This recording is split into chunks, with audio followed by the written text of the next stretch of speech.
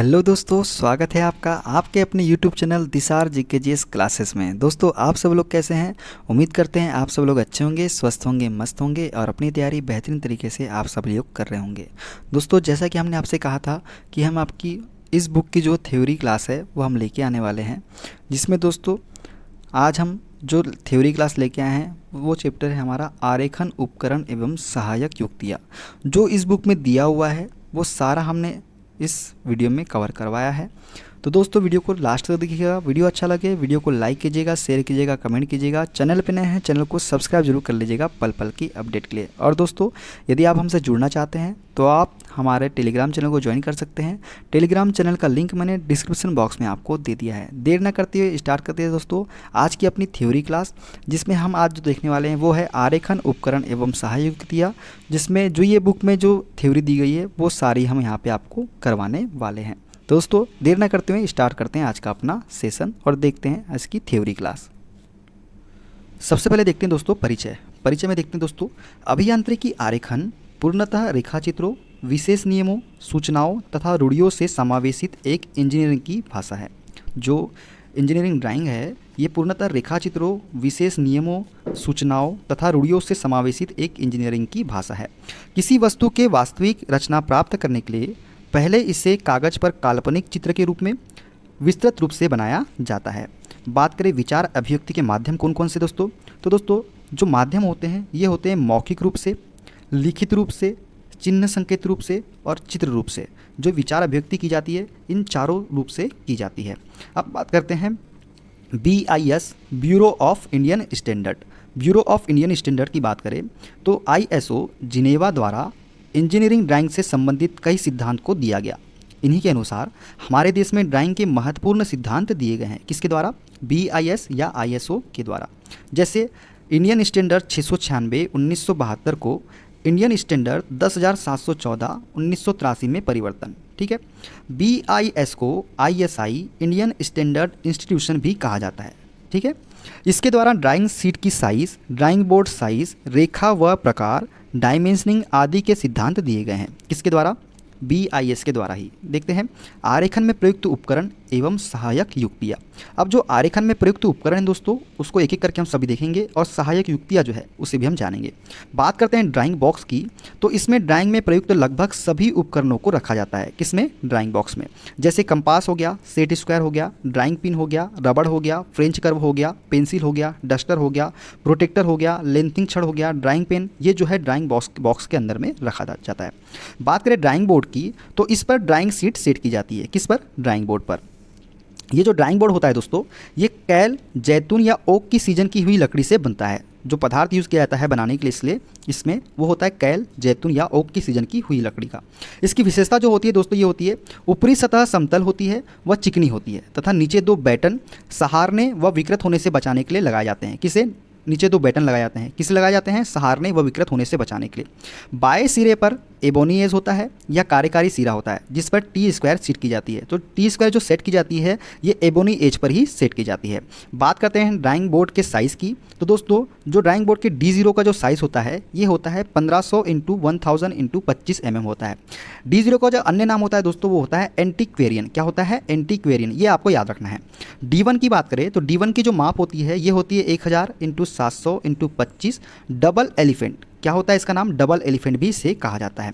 D2 की बात करें तो इसका जो साइज़ होता है ये होता है 700 × 500 × 15 mm और इसका जो अन्य नाम जो होता है ये होता है इंपीरियल। जो D2 को इंपीरियल भी बोला जाता है। D3 की बात करें तो इसका जो साइज़ होता है ये 500 × 350 × 15 हाफ इंपीरियल इसे कहा जाता है। किसे? D3 को। विद्यार्थियों द्वारा जो है दोस्तों D2 साइज़ ज़्यादा प्रयुक्त किया जाता है। किसके द्वारा? विद्यार्थियों के द्वारा।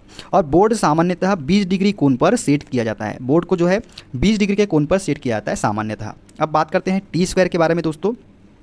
तो जो टी स्क्वायर होता है दोस्तों ड्राइंग बोर्ड पर सेट करके इसके द्वारा ड्राइंग शीट पर क्षैतिज तथा समांतर सीधी रेखाएं खींची जाती है। किसके द्वारा? टी स्क्वायर के द्वारा। इसकी जो टी स्क्वायर होता है दोस्तों ये सामान्यतः सागवान की लकड़ी प्रयुक्त की जाती है इसमें। इसके शीर्ष तथा पटल के सिरे आबूनस का बनाया जाता है। किसका बनाया जाता है? आबुनस का बनाया जाता है इसके शीर्ष तथा पटल को। इसकी विशेषता दोस्तों देखते हैं क्या होती है। तो दोस्तों इसकी जो विशेषता होती है, यह टी आकार का होता है। इसके दो मुख्य भाग है, एक तो होता है शीर्ष और दूसरा होता है पटल। टी स्क्वायर का शीर्ष ड्राइंग बोर्ड के कार्यकारी सिरे पर सेट किया जाता है, वह पटल के द्वारा क्षैतिज व समानांतर रेखाएं खींची जाती है। किसमें? टी स्क्वायर में। शीर्ष तथा पटल दोनों ही एक दूसरे से 90 डिग्री कोण पर स्क्रू द्वारा समंजित होता है। क्वेश्चन आपसे पूछ ले कितने डिग्री पर समंजित होता है स्क्रू द्वारा, तो 90 डिग्री के कोण पर स्क्रू द्वारा समंजित होता है शीर्ष तथा पटल दोनों ही एक दूसरे से।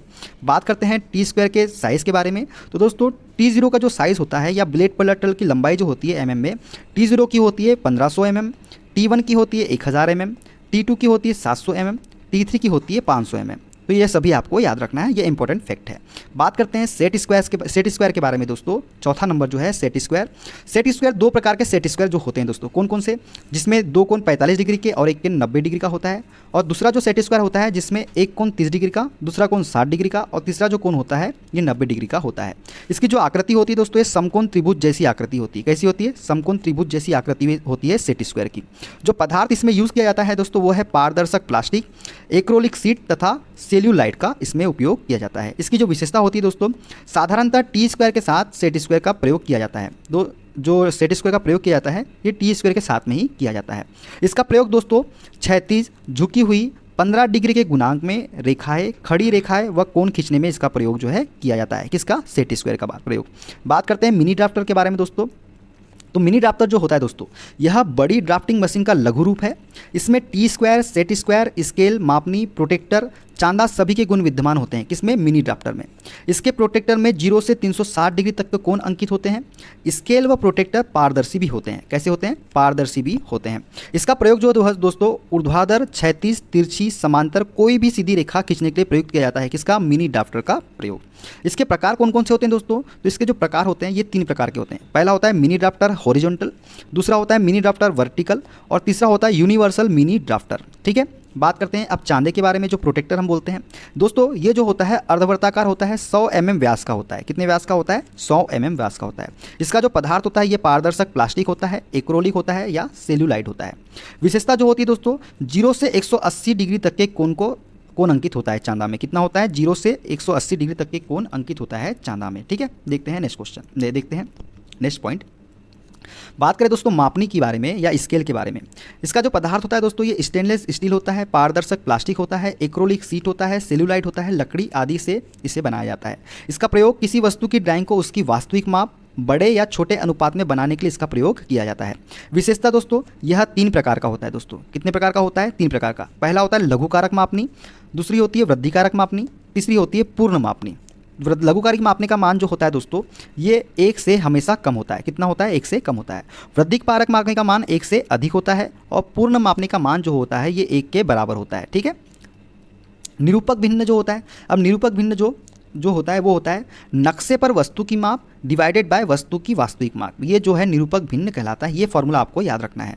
ठीक है, मापनी के रिप्रेजेंटेटिव फ्रैक्शन को ड्राइंग शीट के शीर्षक ब्लॉक में लिख दिया जाता है। सभी मापनी मीट्रिक प्रणाली में ही होते हैं। जो सभी मापनी जो होते हैं ये मीट्रिक प्रणाली में होते हैं, ये आपको याद रखना है। देखते हैं अगला जो हमारा प्रकार है वो है ऑप्शन नंबर 8 प्रकार, जिसे हम कंपास भी बोलते हैं। बड़ी प्रकार का प्रयोग 50 mm से अधिक व्यास के वृत्त या चाप खींचने के लिए किया जाता है। 25 mm से 50 mm व्यास के वृत्त या चाप खींचने के लिए छोटी प्रकार का प्रयोग हम करते हैं। ये मेन पॉइंट था, आपको याद रखना है। देखते हैं नेक्स्ट 9वां नंबर फ्रेंच कर्व। फ्रेंच कर्व क्या होता है दोस्तों? ये पारदर्शक प्लास्टिक या सेल्यूलाइट का बना होता है। विशेषता या प्रयोग इसकी बात करें तो इसमें अनियमित प्रकार के भिन्न भिन्न आकार के बने होते हैं। क्या होते हैं? इसमें अनियमित प्रकार के भिन्न भिन्न आकार के बने होते हैं जिनकी सहायता से अनियमित व भिन्न वृत्त खींचे जाते हैं। ठीक है, देखते हैं next roll and draw. Roll and draw क्या होता है दोस्तों? रोल एंड ड्रा जो होता है क्षैतिज रेखा है, ऊर्ध्वाधर रेखा है, समांतर रेखा है, चांदे द्वारा कोण बनाना, छोटे वृत्त बनाना आदि सभी कार्य इसमें संभव है। किसके द्वारा? रोल एंड ड्रा के द्वारा। देखते हैं 11वां नंबर जो है हमारा व्रत मास्टर। व्रत मास्टर क्या होता है दोस्तों? यह एक प्रकार का प्रोटेक्टर है जो व्रताकार होता है। इस पर 0 से 360 डिग्री तक कोण अंकित होते हैं। इसका जो पदार्थ जो बनता है वो किससे बनता है? पारदर्शी प्लास्टिक या सेल्यूलाइट से बनता है।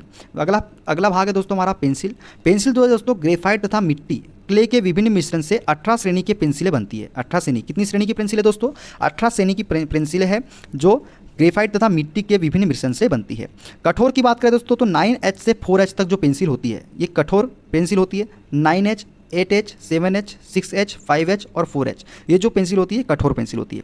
मध्यम ग्रेड की पेंसिल जो होती है दोस्तों ये 3H से B तक होती है, 3H से B तक, 3H, 2H, H, F, HB और B, ये मध्यम ग्रेड की पेंसिल होती है। नरम ग्रेड की बात करें दोस्तों तो 2B से 7B तक होती है, 2B, 3B, 4B, 5B, 6B, 7B, ये जो होती है नरम ग्रेड की पेंसिल होती है। बात करें अगले इफेक्ट के बारे में दोस्तों तो पेंसिल ग्रेड में H की वृद्धि होने पर कठोरता तथा हल्केपन में वृद्धि होती है तथा B में वृद्धि होने पर नर्म व गहरेपन में वृद्धि होती है। पेंसिल ग्रेड में जो H की वृद्धि होने पर क्या होता है दोस्तों, कठोरता तथा हल्केपन में वृद्धि होती है तथा यदि B की में वृद्धि होने पर क्या होता है, नर्म व गहरेपन में वृद्धि होती है। इनका प्रयोग दोस्तों 2H पेंसिल बाह्य रेखा, मध्य रेखा, विच्छेद रेखा खींचने के लिए प्रयोग किया जाता है 2H पेंसिल का। H पेंसिल विमांकन, रेखाछादन, अक्षरांकन आदि के लिए प्रयोग किया जाता है। आजकल यांत्रिक या क्ले पेंसिल का प्रयोग अधिक होता है। कौन सी पेंसिल का प्रयोग अधिक होता है, यांत्रिक या क्ले पेंसिल का प्रयोग अधिक होता है। नोक के आधार पर प्रयोग जो है हम देखते हैं तो दोस्तों नोक के आधार पर, नोक की आकार के आधार पर जो प्रयोग है वो हम यहाँ पे देखने वाले हैं दोस्तों। पहला है शार्प पॉइंट पेंसिल। संरचना रेखा तथा विमा विस्तार रेखा खींचने में शार्प पॉइंट पेंसिल का उपयोग किया जाता है। चीजल पॉइंट पेंसिल जो होती है दोस्तों क्षैतिज तथा ऊर्ध्वाधर रेखा खींचने में चीजल पॉइंट पेंसिल का उपयोग करते हैं। ब्लंट लीड पेंसिल जो होती है दोस्तों ये होती है अक्षरांकन विमांकन में तथा किसी विशेष प्रकार की नोट लिखने के कार्य में ब्लंट लीड पेंसिल का प्रयोग करते हैं। पेंसिल उत्पादन कंपनी की बात करें दोस्तों तो कौन कौन सी है, वीनस है, शॉर्ट हैंड है, कुतुब मीनार है, कोहिनूर है, अप्सरा आदि जो है ये पेंसिल उत्पादन कंपनियां हैं। देखते हैं नेक्स्ट ड्राइंग शीट के बारे में दोस्तों। तो ड्राइंग शीट जो है दोस्तों एक ऐसा आरेखन यंत्र जिसे इंजीनियर ड्राफ्टमैन किसी वस्तु विशेष या अपने विचारों को पेंसिल की सहायता से आरेखित करता है, यही ड्राइंग शीट कहलाती है। ठीक है, इसकी विशेषता क्या होती है दोस्तों, ये समान मोटाई की चिकनी, अधिकतम सफ़ेद तथा स्याही ना फैलने वाली होनी चाहिए। ठीक है, रबर के प्रयोग से रेसे ना निकले, इसकी यह विशेषता होनी चाहिए। अब जो BIS के अनुसार जो है, ब्यूरो ऑफ इंडियन स्टैंडर्ड के अनुसार जो है ड्राइंग शीट की विनिर्दिष्ट साइज जो होती है वो आपको यहाँ सभी की याद रखना है। हमको एक की याद रखना है, बाकी सब ऑटोमेटिक आपको याद रहेगा। बात करें A0 के बारे में दोस्तों तो A0 का जो साइज़ होता है कटी शीट की जो माप होती है ये होती है 841/1190 और जो बिना कटी शीट की माप जो होती है ये होती है 880/1230। अब कुछ नहीं करना है दोस्तों, 841 को सेम यहाँ उतार लेना है और 1190 का आधा कर लेना है। 1190 का आधा कर लेंगे तो कितना हो जाएगा, 594 पॉइंट कुछ होगा, तो हम 594 ले लेते हैं। उसी प्रकार फिर अब A2 की निकालना है तो 594 का आधा कर लेना है, 594 को यहाँ लिख लेना है, 841 का आधा कर लेना है। ठीक है, फिर से मैं एक बार आपको बता दूँ, 800 हमको A0 का पता है कि 841/1190 mm में होती है। अब कुछ नहीं करना है, 841 को वैसे ही लिख देना है, 1190 का आधा कर देना है। A1 का निकालने के लिए, A2 का निकालने के लिए 594 का आधा कर लेना है, 594 वैसे लिख देना है, 841 का आधा कर लेना है। अब A3 का निकालना है तो 420 को वैसे लिख देना है, 594 का आधा कर लेना है। A4 का निकालना है तो A4 में 297 को वैसे लिख देना है, 420 का आधा कर लेना है।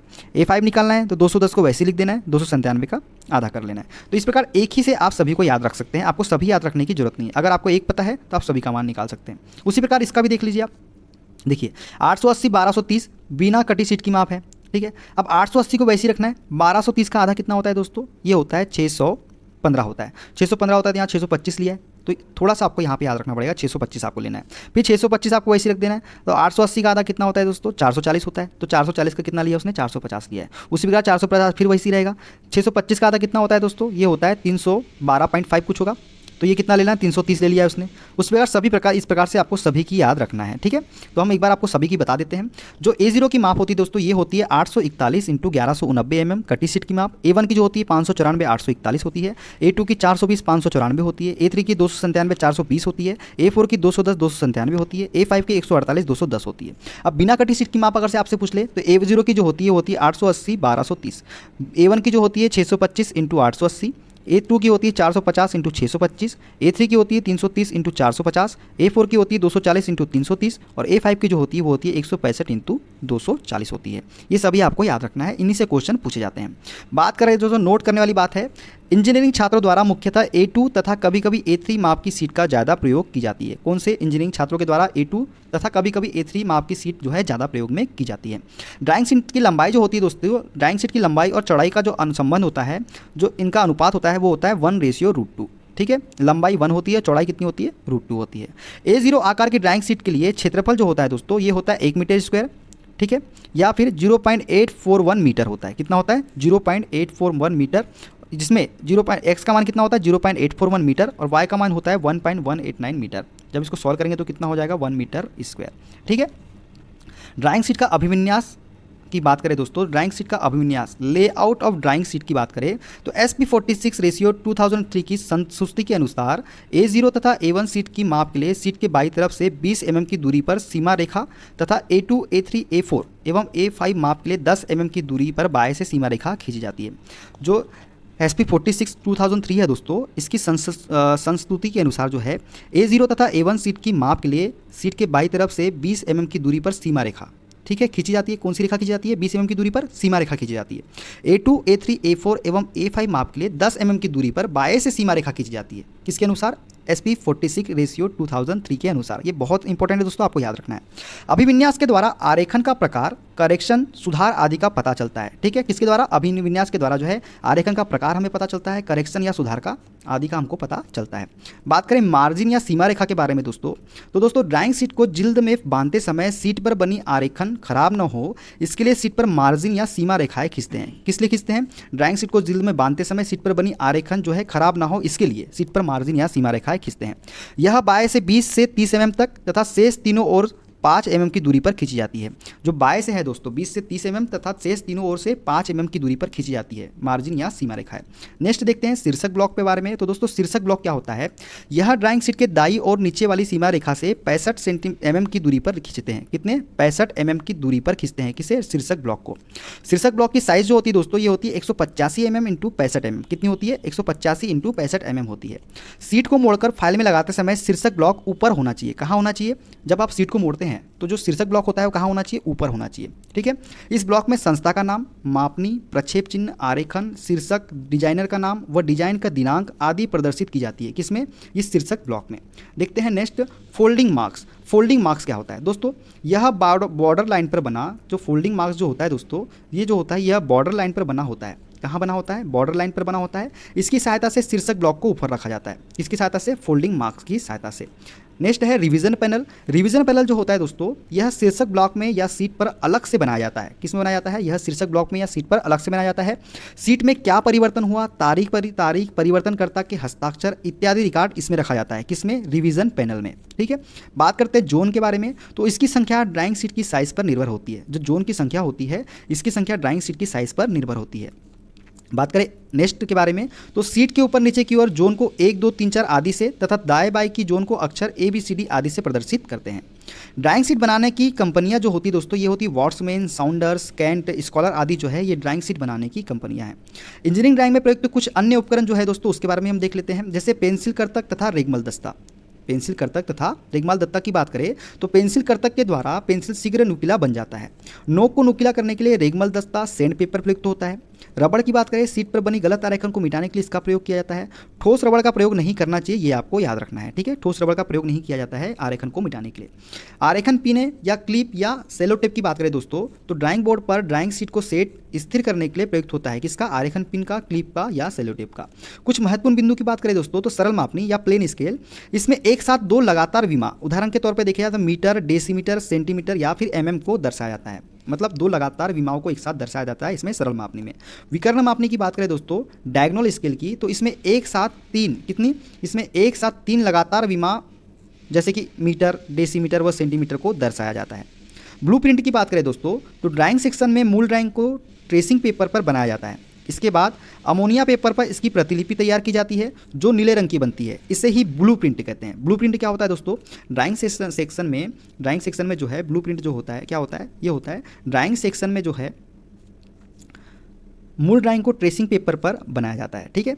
इसके बाद क्या होता है? अमोनिया पेपर पर इसकी प्रतिलिपि तैयार की जाती है। किस पर? अमोनिया पेपर पर, जो नीले रंग की बनती है। कैसे रंग की बनती है? नीले रंग की बनती है, और इसे ही हम क्या कहते हैं? ब्लूप्रिंट कहते हैं। तो दोस्तों ये हमारा था आज का पहला चैप्टर जो इस बुक में दिया हुआ था, हमने सारा करवा दिया है। वीडियो कैसा लगा कमेंट बॉक्स में जरूर बताइएगा। वीडियो अच्छा लगे वीडियो को लाइक कीजिए, शेयर कीजिए, कमेंट कीजिए। चैनल पे नए हैं चैनल को सब्सक्राइब जरूर कर लीजिएगा पल पल की अपडेट के लिए। मिलते हैं अगले वीडियो में, अपना ख्याल रखिए। Okay, bye bye, take care.